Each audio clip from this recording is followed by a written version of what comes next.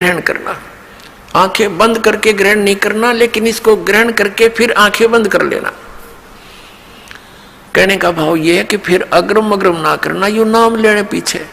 इस दीक्षा लेने से पहले आप खूब ट्राई करो और खूब परीक्षण करो, सब जो दास बताता उसका प्रमाण देखो, और फिर आंखें बंद करके उपदेश ले लो, और फिर आंखें ही बंद रखना, यानी ब्लाइंड फेथ करना, पूर्ण विश्वास करना दास के एक एक शब्द पर, फिर आपकी भक्ति चलेगी।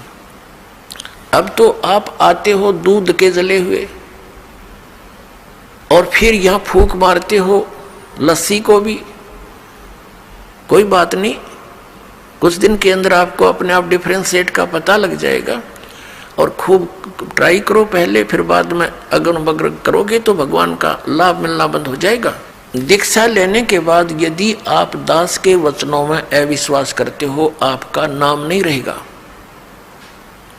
कह कबीर सुनो भी साधो, मैं तो हूं विश्वास में। अब उस परम पिता परमेश्वर परम पूज्य कबीर जी, जो एक जुलाहा जाति में, एक झोपड़ी में रहने वाला, एक धोती लंगोटी में रहने वाला, और उसको भगवान मानना बालकों का खेल है, लेकिन वो परमात्मा है और थे और रहेंगे, क्योंकि हम समझ नहीं सके। अब उसको कोई परमात्मा मान सकता है? जब दास ने प्रारंभ में कहना शुरू किया तो लोग मजाक किया करते थे कि देख यू भी दानक हो गया। अरे भले हुए कृति, हम तो लेट हो गए, दानक कौन में, हमने तो पहले होना चाहिए था जब पता लग जाता था। कहने का भाव ये था कि दानक का अर्थ है कबीर पंथी, उस कबीर पंथ परमात्मा परमेश्वर के द्वारा दिए हुए वे ऑफ वर्शिप पे, उस रास्ते पर चलने वाले तो हमने पहले बन जाना चाहिए था। हमारे दादे परदादों ने बन जाना चाहिए था। वह भूत बने फिरे नकली संतों और पंथों, इन गुरुओं के शास्त्र विरुद्ध ज्ञान को सुन सुनकर अरीब उनके श्राद्ध निकलवावे, वह भूत बने फिरे आप खावे, क्योंकि तुम्हारे पिताजी स्वर्ग में दुखी हो रहे हैं। अरे स्वर्ग की तो हो गया जहाँ दुखी हो रहे हैं, लोग ना नरक में डलवा दिए उल्टी साधना करवा के, और फिर आप पेट भरे और श्राद्ध के तुम्हारे पिताजी खावे। वाह भाई वाह। तो कहने का भाव ये पुण्यात्माओं, शास्त्र विरुद्ध साधना करने से हम बहुत हानि उठा चुके हैं। उस दानक जुलाहे कबीर जी को और भगवान मानना, ये भी एक 8वां जुबा के 10वां जुबा समझ लियो, लेकिन वो भगवान है ही। हमारे ना मानने से उनकी वो प्रभुता समाप्त नहीं हो सकती, क्योंकि हम नहीं पहचान पा रहे लाल है ये, हमें विश्वास नहीं हो पा रहा, तो ये हमारी बाल बुद्धि का ही परिणाम है।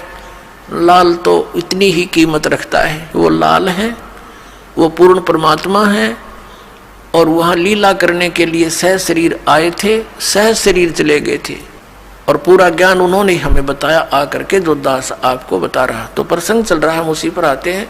तो इसी प्रकार जब आप जी दीक्षा ले लेते हो, उसके बाद फिर दास जो वचन बोलता है और आपके मन में अविश्वास उत्पन्न होता है, तो आप कमजोरी में आ चुके हो, क्योंकि आप कितने दिनों से भक्ति कर रहे होगे, जब से जन्म हुआ। पवित्र हिंदू धर्म में तो शायद कोई ही व्यक्ति ऐसा होगा द नास्तिक जो भगवान नहीं कहता हो या उसको नहीं मानता हो।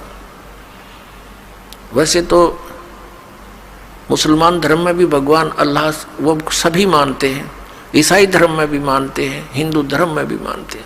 और आप कितने दिन से ज्ञान सुनते आ रहे हो, और दास जो भी ज्ञान आपको सुना रहा है उनके एक पॉइंट को क्लियर करने के लिए 3-3, 4-4 प्रमाण देता है। और पहले आपने जो अज्ञान सुन रखा था उसका कोई सिर पैर नहीं, और आपको स्वीकार्य था।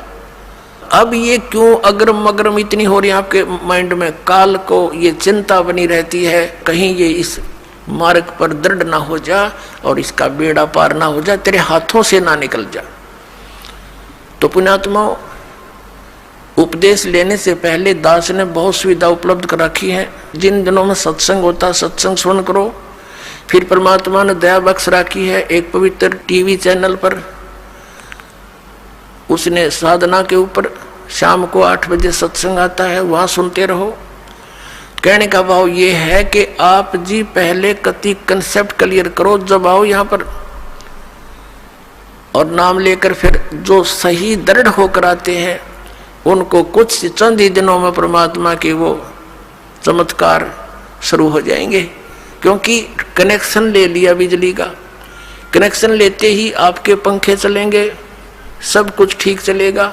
यदि कनेक्शन लूज हो गया, ना पंखा चलेगा ना कोई और सुविधा उस पावर से होगी। जो पावर सत्र का काम है तो पावर से ही होगा। तो इस प्रकार आपका अगर कनेक्शन लूज रह गया, यानी आपका नाम खंडित हो गया, तो मालिक की पावर आपके घर पर या आपकी बॉडी में काम नहीं करेगी। इसके लिए परमात्मा ने बताया है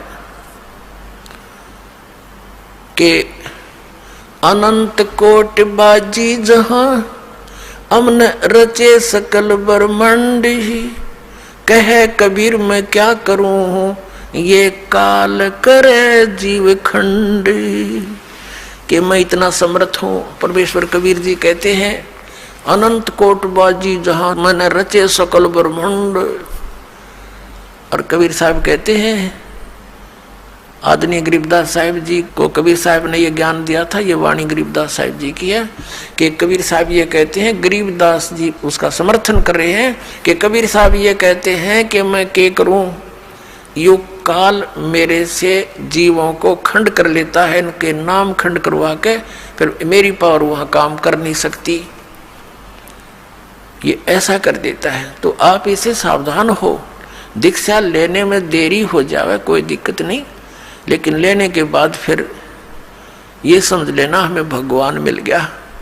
और फिर गुरु जी को परमात्मा के तुल्य मानना पड़ेगा, तब आपकी प्रॉब्लम सोल्व होएगी। भले ही पुण्यात्मा गुरु भगवान नहीं है, ये दास क्योंकि मालिक आए थे वो तो भगवान थे ही, वो भी गुरु थे, हमने उनको भी भगवान नहीं माना। लेकिन इस दास को आपने भगवान मानकर ट्रीट करना पड़ेगा, तब आपको सफलता मिलेगी। जैसे गणित के अंदर एक प्रश्न आता है ब्याज का, ऋण का। उस ऋण के अंदर क्या होता है कि हमने मूल धन खोजना होता है, बच्चों ने मूल धन प्राप्त करना होता है, वो प्रश्न ऐसा होता है। तो उसके अंदर मानना पड़ता है, मान लीजिए मूल धन 100 रुपये, वो मूल धन 100 रुपये होता नहीं, वो तो करोड़ों की संख्या में होता है। लेकिन वो करोड़ों की संख्या की राशि वाला मूलधन हमें तभी उपलब्ध होगा जब हम 100 रुपये को मूलधन मान लेंगे। अब समझदार को संकेत बतेरा, भले ही ये दास भगवान नहीं है, लेकिन उस मूल धन को पाने के लिए, यानी मूल मालिक को पाने के लिए आपने गुरु जी को एज ए गॉड ट्रीट करना पड़ेगा। यूं समझ ले कि मेरे सामने आज वो परमात्मा आ जाते हैं। इस दास के स्थान पर परमात्मा स्वयं भी आए थे। आज से 600 वर्ष पहले 120 वर्ष तक हमारे डले खाकर चले गए, हमारी गालियां खाकर चले गए, जूते खाकर चले गए। क्योंकि जिस बाप का बेटा शराब पी रहा हो और पिता जाकर उसको कहता महफिल में बेटा आजा तू ना नाश करे, तो वो झगड़ा कर देता है पिता के साथ, हाथापाई भी कर देता है, एक तरह मेरी बेइज्जती कर दी, क्योंकि होश में है नहीं, नशे में। तो हमने यहाँ काल के इस झूठे रंग की भांग पी रखी है। कबीर ये माया अटपटी सब गट आन अड़ी, और किस किस न समझाऊं या कुआ भांग